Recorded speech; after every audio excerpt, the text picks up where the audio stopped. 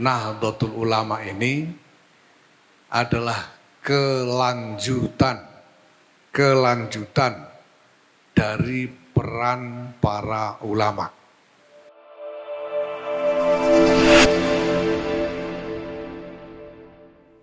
Assalamualaikum warahmatullahi wabarakatuh.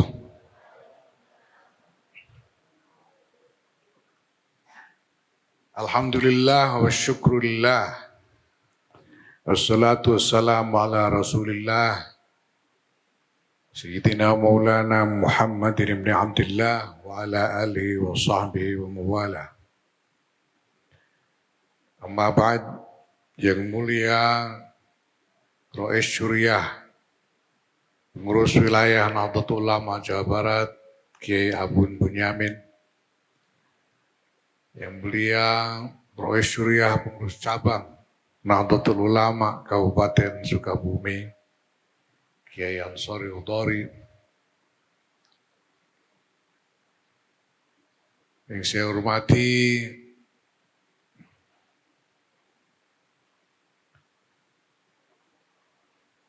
Ketua Tanfidiyah Pengurus Wilayah Nahdlatul Ulama Jawa Barat, Pak Juhadi Muhammad, yang saya hormati Bupati Kabupaten Sukabumi, Pak Hamami, beserta jajaran pejabat pemerintahan, baik dari sipil, TNI maupun Polri yang hadir. Yang saya hormati Ketua PCNU Kabupaten Sukabumi sekaligus tuan rumah, Kiai Supriyatna Mubarak,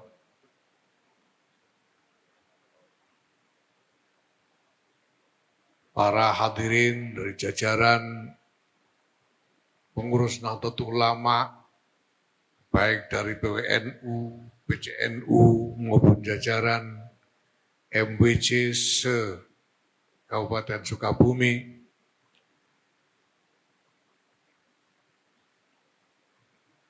ibu-ibu, bapak-bapak sekalian yang saya hormati, alhamdulillah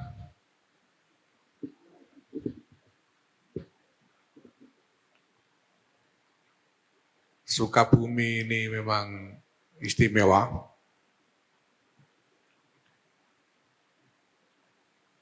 Karena saya setuju dengan Pak Mubarak tadi bahwa mungkin ini kabupaten dengan jumlah kecamatan paling banyak. 47 kecamatan kalau tidak salah. Dan pondok pesantren Darus Syifa ini juga istimewa. Ini baru pertama kalinya saya datang ke pesantren ini, tapi tadi waktu naik ke atas saya merasa kok seperti sudah pernah lewat jalan begini saya. Saya ingat-ingat di mana saya pernah lewat jalan begini ini.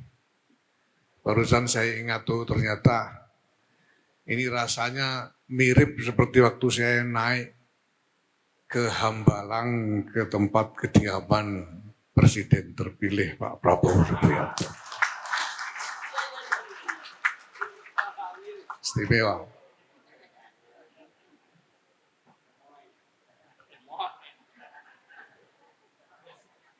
Dan sambutannya juga istimewa sekali.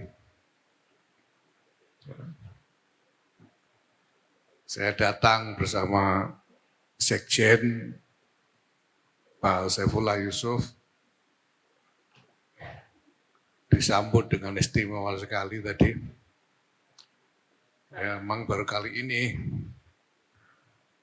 Ya Al-Watan dinyanyikan dengan jaipong.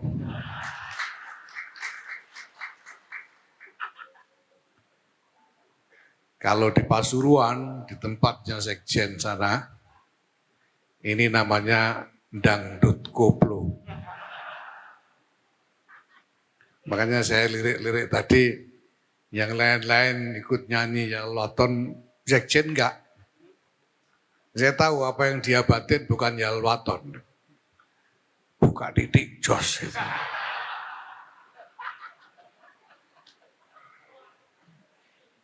Bapak Ibu yang saya hormati, Insya Allah.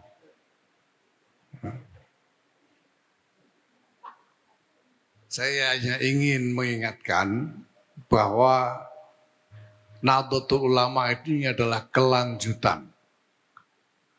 Keberadaan Jam'iyah Nahdlatul Ulama ini adalah kelanjutan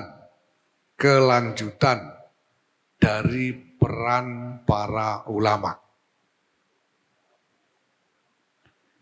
Para ulama sebelum berdirinya Jam'iyah Nahdlatul Ulama ini jelas sudah memiliki peran yang luar biasa penting di tengah-tengah masyarakat, masing-masing mengembangkan peran di tengah masyarakatnya sendiri-sendiri.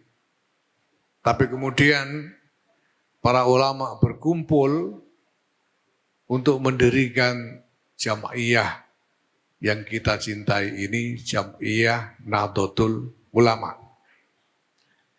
Dan ini memang dimaksudkan sebagai kelanjutan.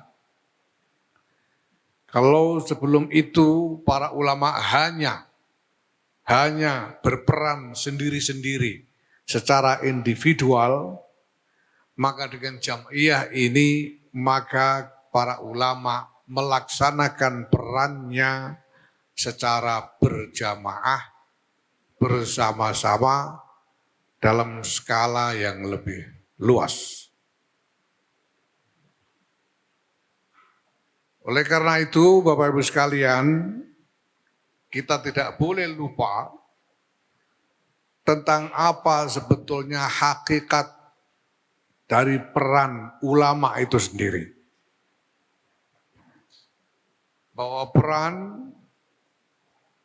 dari para ulama, peran keulamaan itu adalah peran untuk membimbing umat menjalankan syariah. Peran ulama itu adalah peran untuk membimbing umat menjalankan syariah. Ini peran dari para ulama. Bisa kita lihat bahwa di pesantren-pesantren sebagai lembaga pendidikan calon-calon ulama yang menjadi elemen paling dasar dari apa yang diajarkan kepada para santri adalah ilmu-ilmu syariah. Karena sekali lagi peran ulama, peran yang hakiki dari para ulama itu adalah membimbing umat untuk menjalankan syariah. Selama berabad-abad dalam tradisi keulamaan Nusantara, peran ini telah dijalankan baik secara individual maupun secara bersama-sama oleh para ulama kita. Kita tahu bagaimana sejarah Wali Songo misalnya, dan sejarah dari para kiai-kiai pendahulu kita. Dengan didirikannya Jam'iyah Nahdlatul Ulama ini, peran itu dilaksanakan secara lebih strategis.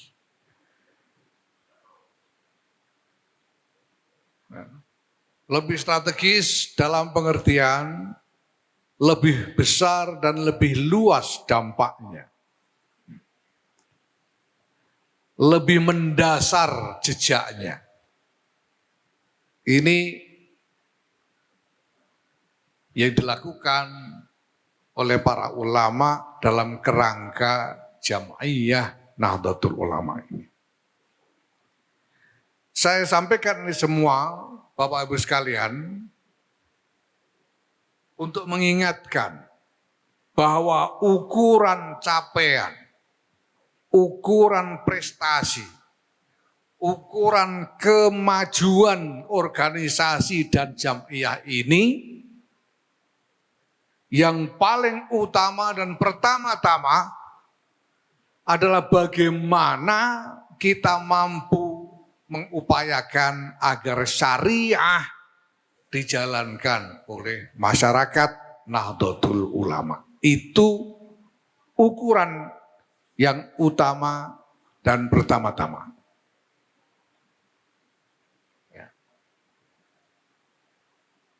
Nah, kalau ditanyakan bagaimana dengan berbagai macam program yang selama ini dikembangkan, baik program ekonomi, program di bidang pendidikan secara umum, program di bidang kesehatan dengan mendirikan fasilitas-fasilitas seperti rumah sakit dan lain-lain, di mana kedudukan dari program-program itu, kedudukannya adalah sebagai upaya untuk mengasuh masyarakat, mengasuh umat secara komprehensif, secara utuh dalam segala hajat hidup mereka, agar masyarakat yang kemudian menikmati layanan dan program-program dari Nahdlatul Ulama ini kemudian terikat hatinya kepada jamiah ini. Dan apabila telah terikat hatinya oleh jamiah ini, maka akan lebih mudah untuk menerima dakwah Nahdlatul Ulama untuk menjalankan syariah.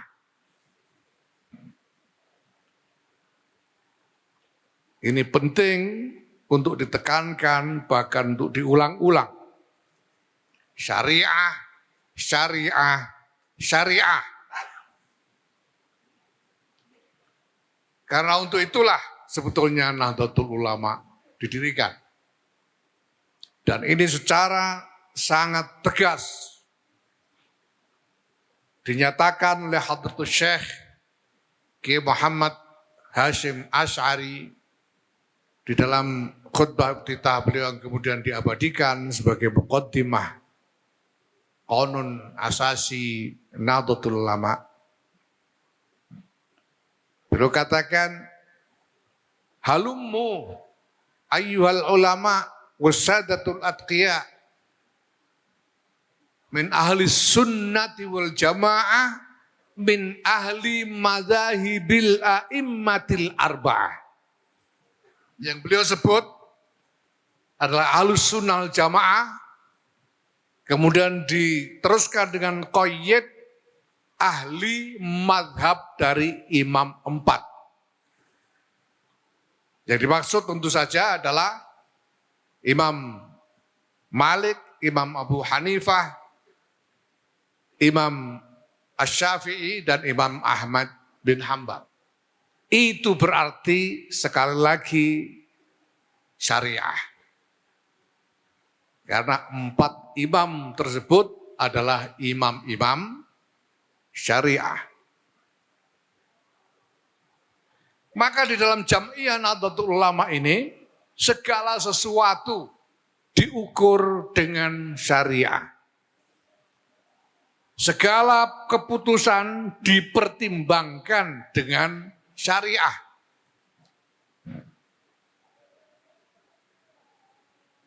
Ini penting untuk dipahami. Tidak ada dan tidak boleh ada keputusan jamiah yang tidak didasarkan atas pertimbangan-pertimbangan syariah. Apabila tidak ditemukan pertimbangan syariah untuk suatu keputusan, ya tidak boleh dibuat keputusan. Karena semua harus didasarkan pada syariah. Dan ini bukan hanya merupakan ketentuan organisasi, tapi merupakan tradisi dari para kiai-kiai kita. Segala sesuatu dipertimbangkan dengan syariah. Saya ingat betul, ya itu sebabnya di dalam Nahdlatul Ulama ini, dan sejak jauh sebelumnya ada tradisi yang kemudian kita sebut sebagai bahsul masail. Itu tempatnya para kiai, para ulama mendiskusikan masalah-masalah syariah. Saya ingat pada tahun 60-an, satu riwayat pada tahun 60-an itu dulu pertama kali masyarakat Indonesia ini merasakan pengaruh budaya global yang terlihat dari berbagai macam ekspresi hiburan di tengah masyarakat. Di antara yang menyolok adalah musik. Pada waktu-waktu itu adalah waktu ketika satu kelompok musik dari Inggris menjadi sangat populer sekali dan menjadi legendaris sampai sekarang, yaitu The Beatles. Saya tidak tahu Kiai Ansori ini pernah dengar apa enggak. The Beatles. Ini kelompok musik dari Inggris yang populer sekali, juga sangat berpengaruh ke seluruh dunia, termasuk ke Indonesia ini. Yang kemudian di sini ditiru oleh satu kelompok lokal, kelompok musik lokal yang menamakan grupnya Coast Plus. Waktu itu menjadi kontroversi besar. Sampai-sampai tidak kurang dari Presiden Soekarno sendiri yang menyerukan perlawanan terhadap pengaruh musik dari Inggris itu. Yang beliau sebut sebagai musik ngak-ngik-ngok. Dan personil Coast Plus waktu itu sampai harus masuk penjara. Ditangkap dan dipenjara karena meniru-niru musik ngak-ngik-ngok dari Inggris itu. Tetapi pengaruh ini begitu kuatnya membanjir di tengah masyarakat, populer di antara anak-anak muda, sehingga sulit sekali mencegah anak-anak muda ini untuk tidak ikut terpengaruh oleh musik gaya baru ini dan mengembangkan bukan hanya musiknya, tapi juga meniru-niru gaya hidup dari artis-artisnya. Sehingga seolah-olah pada waktu itu terjadi banjir pengaruh budaya ke dalam masyarakat kita. Pengaruh budaya dari barat membanjiri masyarakat kita. Nah, para kiai di Rembang sana, tempat kelahiran saya pada waktu itu, atas inisiatif dari Kiai Bisri Mustafa yang kebetulan adalah kakek saya sendiri, kemudian berkumpul untuk mencari jalan keluar. Jadi para kiai pada waktu itu berpikir, karena sekarang ini kita mengalami banjir, yaitu banjir pengaruh budaya dari barat itu, maka sebagaimana kalau kita menghadapi banjir, kita perlu membangun bendungan, kata kiai-kiai. Membangun bendungan. Supaya air dari banjir itu tidak kemudian melanda kemana-mana tanpa kendali, sehingga menimbulkan kerusakan-kerusakan. Akhirnya para kiai kemudian berinisiatif untuk mengkreasi satu bentuk musik sendiri. Yaitu musik dari rebana yang di Rembang waktu itu disebut samroh. Saya tidak tahu di sini apa. Dari rebana, ya kasidah sekarang. Ya. Nah itu Bapak Ibu, ini jadi pakai rebana yang pinggirnya ada ecek-eceknya itu ya. Itu samproh kalau di Rembang. Nah kiai-kiai pada waktu itu dengan hati-hati sekali membahas alat musik yang dipakai ini satu persatu. Kalau rebana bentuknya begini, bunyinya begini, ini menurut syariah boleh atau tidak? Kalau pakai ini boleh atau tidak? Satu persatu alat musik itu dibahas. Setelah ditemukan kesimpulan bahwa secara syariat ini semua dibolehkan, baru kemudian inisiatif untuk membuat musik baru ini dilaksanakan.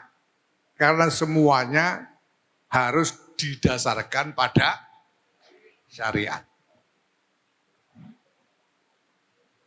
Nah ini sama seperti riwayat tentang wayang. Kalau di Jawa Tengah yang populer adalah wayang kulit. Di Jawa Barat ini mungkin lebih populer wayang golek. Di Jawa Tengah itu wayang kulit itu namanya ringgit. Wayang kulit itu kalau di Jawa Tengah namanya ringgit. Ringgit itu singkatan. Singkatan dari Sunan Giri sing nganggit. Sunan Giri yang membuat. Jadi wayang kulit itu wayangnya itu dibuat oleh Sunan Giri. Sunan Giri, Raden Ainul Yakin pada waktu itu di antara para wali songo adalah fakihnya kiai, fakihnya wali-wali. Rujukan fakihnya wali songo pada waktu itu adalah Raden Ainul Yakin Sunan Giri. Ahli fakihnya itu Sunan Giri. Nah kita tahu bahwa gagasan untuk menggunakan wayang sebagai media dakwah itu adalah gagasan dari Sunan Kalijaga.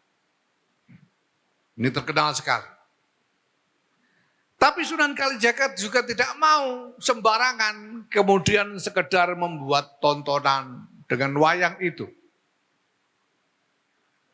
Karena beliau tahu bahwa ini harus dipertimbangkan sungguh-sungguh dari segi syariat, maka beliau memesan kepada Sunan Giri untuk membuatkan wayang yang diperbolehkan oleh syariat. Saya kira kiai-kiai tahu bahwa di dalam kitab-kitab fikih kita itu mansus bahwa surah dari makhluk hidup itu banyak akwal ulama tidak membolehkan. Diharamkan oleh sebagian ulama. Maka perlu dicarikan satu bentuk wayang yang tidak haram. Maka dibuatlah oleh Sunan Giri bentuk wayang seperti yang kita tahu sekarang ini. Ya, bentuk wayang yang seperti itu. Apakah itu gambar makhluk hidup, gambar manusia? Bukan. Mana ada manusia tangannya kok panjangnya sampai ke ujung kaki, tidak ada. Wayang itu semuanya tangannya sampai ke ujung kaki. Wayang golek juga begitu saya kira. Tidak ada wayang kok dua kakinya sambung, manusia kok dua kakinya sambung kan tidak ada. Wayang ini digambar dua kakinya sambung. Supaya tidak menjadi gambar makhluk hidup. Nah saya lihat wayang golek juga sebetulnya sama. Wayang golek itu bukan gambar manusia. Jelas. Tangannya saja panjangnya sampai ke ujung kaki. Dan kalau wayang golek malah nggak ada kakinya. Bawahnya itu dimasuki tangannya dalam. Tapi Ini hebatnya kreativitas dari para ulama kita waktu itu. Ini saya yakin wayang golek juga sebagaimana yang kulit dirancang oleh Sunan Giri. Saya kira wayang golek itu tadinya juga dirancang oleh ulama. Kalau melihat bentuknya. Ini bukan gambar manusia. Bukan bentuk makhluk hidup. Tetapi ketika dimainkan, membangkitkan imajinasi manusia. Membangkitkan imajinasi tentang orang. Ya. Bukan manusia. Wayang itu cuma kulit gepeng. Tapi ketika dimainkan itu yang melihat itu seperti orang. Bangkit mengimajinasikan orang. Wayang golek jelas bukan orang. Tapi ketika ditarikan oleh dalang, ini membangkitkan imajinasi tentang orang. Apalagi kalau yang nari orang beneran kayak tadi itu ya. Itu imajinasinya. Makanya sekjen kelihatan dari tadi kok cenderung termangu-mangu ini karena bangkit imajinasinya itu. Nah inilah Bapak Ibu sekalian, ya, bagaimana dari dulu para ulama ini tidak pernah meninggalkan pertimbangan syariat. Karena memang itu hakikat peran dari para ulama. Nah, saya yakin insya Allah Kiai Supriyatna Mubarak ini punya hujah-hujah syariah untuk kreativitas yang luar biasa ini tadi. Semuanya harus dengan dasar syariat, tidak boleh tidak.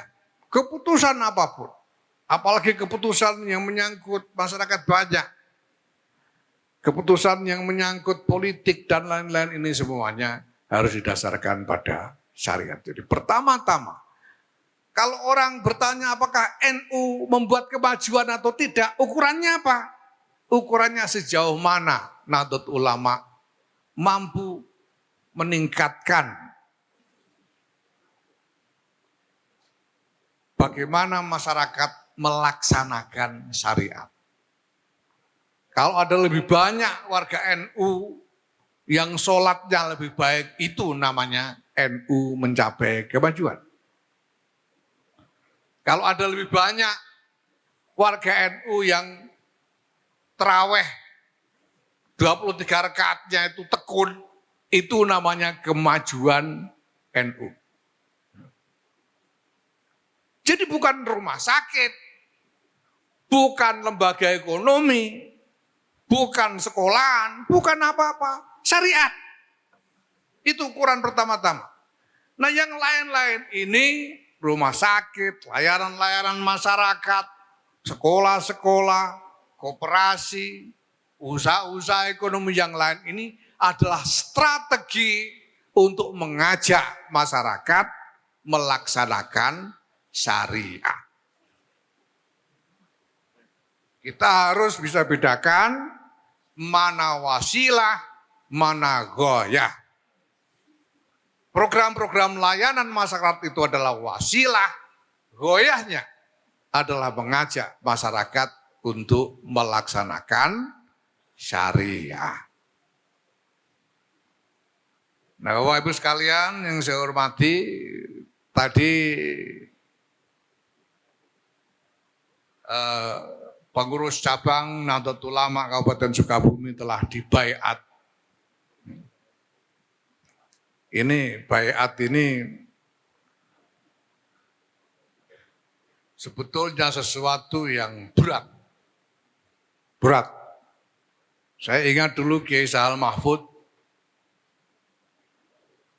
dulu itu tidak tega membaiat orang Kiai Sahal itu, karena tahu ini berat. Saya itu mengalami sekali di baiat Kiai Sahal ketika menjadi Katib Suriah PBNU pertama kali dulu. Dibaiat oleh Kiai Sahal. Kiai Sahal itu cuma mengajak tirukan saya, raditu billahi robba. Semua tirukan, raditu billahi robba. Ya sudah cukup kan. Karena tidak tega. saking lembutnya hati beliau. Nah, tapi karena saya ini kejam, ya, dan karena saya menganggap ini penting, baiat ini, nanti akan saya jelaskan, maka tadi saya baiat beneran, ya nasib bapak-bapak sekalian tadi. Di baiat beneran, itu bukan main-main. Perhatikan, bapak-bapak tadi sudah berbaiat, bayatu ala sam'i wa ta'ah. Ala sam'i wa ta'ah. Jangan main-main. Bil jihadi ala tariqati nahdlatul ulama. Kita semua berjihad fisabilillah, tapi baiat kita dalam berjihad ala tariqati nahdlatul ulama. Maka ketika kita nyatakan biqiyadati ulama ahli sunnati wal jamaah, itu artinya biqiyadati imamati nahdlatul ulama. Imamati jam'iyati nahdlatul ulama. Itu artinya. Jadi yang kita ikuti adalah kepemimpinan, panutan dari kepemimpinan Jam'iyah Nahdlatul Ulama. Ini baiat yang luar biasa. Bukan hanya untuk bapak-bapak semuanya yang dibaiat, tapi juga untuk saya sendiri yang menerima baiat, walaupun saya sekedar mewakili Jam'iyah. Bapak-bapak berbaiat itu berbaiat kepada Jam'iyah, bukan kepada saya, tapi kepada Jam'iyah. Tapi saya sebagai wakil Jam'iyah dalam baiat tadi tentu saja juga akan ikut memikul konsekuensinya. Maka kita tidak boleh lupa tentang itu. Karena ini penting sekali. Nah, saya ucapkan sekali lagi selamat kepada para jajaran pengurus cabang Nahdlatul Ulama Kabupaten Sukabumi. Pesan saya ada dua hal yang harus diingat di dalam mengoperasikan kepengurusan cabang ini. Yang pertama, bahwa kita harus bertindak secara strategis. Tidak sekedar bikin kegiatan. Tidak sekedar sibuk. Tidak sekedar warawiri sampai dengan pontang-panting, tapi harus strategis. Strategis itu artinya apa? Strategis itu artinya harus apapun yang kita lakukan harus memiliki dampak yang nyata dan terencana. Jadi kalau Bapak mau bikin inisiatif, pikirkan apa dampaknya. Rencanakan apa pengaruh yang ingin Bapak buat dengan inisiatif itu. Ini namanya strategis. Dan harus diupayakan supaya dampak itu mendasar. Sehingga nanti bisa berbuah secara berganda. Nah, ini tentu butuh pemikiran, butuh kreativitas, butuh keuletan.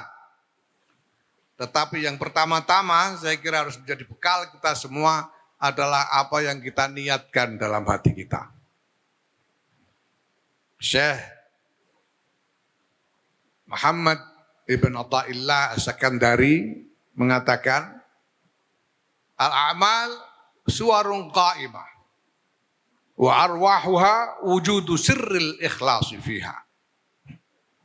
Perbuatan itu sekedar gambar yang diam seperti wayang. Wayang itu ada sosok yang hanya berdiri saja, tidak bisa melakukan apa-apa. Kenapa? Karena tidak bernyawa. Amal itu baru sosok, belum ada nyawanya. Seperti wayang itu. Tadi Pak Supriyatna mengingatkan saya tentang apa yang kemarin kita bicarakan, ya, yaitu tamsil mengenai wayang dan dalang. Bahwa kita tidak ingin cuma menyorai wayang, tapi kita ingin membuat kesepakatan dengan dalang. Nah, sekarang kita bisa lihat, ada wayang yang sudah terlanjur dicatat, ditancapkan, kemudian ditinggal pergi dalangnya, itu repot. Kenapa? Karena wayang ini cuma punya wujud. Dia tidak bisa bergerak, tidak bisa berbuat apa-apa karena tidak punya nyawa. Ini sama dengan amal. Amal kita ini baru bentuk. Belum hidup. Dia baru bisa hidup kalau dia punya nyawa. Dan kalau dia belum hidup, dia tidak akan bisa membuatkan hasil apa-apa. Tidak akan membuat faidah apa-apa. Tidak membuat manfaat apa-apa.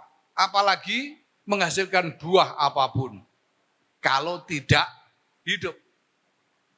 Kalau hidup baru bisa bekerja. Seperti panjenengan semua.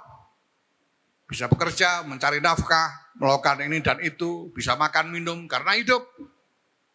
Kalau tidak hidup, ya sudah cuma jadi bentuk saja. Tapi tidak bisa membuat dampak apa-apa.